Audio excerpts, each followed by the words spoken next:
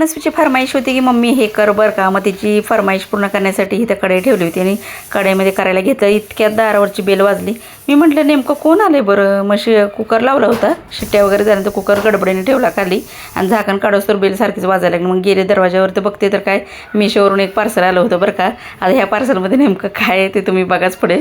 आणि छानपैकी इथं मिशोवरनं जे काय पार्सल येतं ना ते एकदम वेळेच्या आधीच येतं. म्हणजे 4 दिवस सांगता पण 2 दिवसातच येतं. आणि हे माझ्या आवडीचं पार्सल होतं बरं का. हे खूप दिवसापासून म्हणत होतं चाललं होतं की हे घ्यावं. मनस्वी म्हणाले आणि मी फाडते पटापट. मनस्वीचा काही दम नाही, पटापट फाडलं आणि छानपैकी हा ड्रेस तिने बाहेर काढला. आता हा नेमका ड्रेस कोणासाठी? माझ्यासाठीच आहे.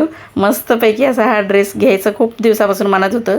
घेऊ का नको असं बघत होते. वेअर केल्यानंतर तर खूपच छान दिसत होता.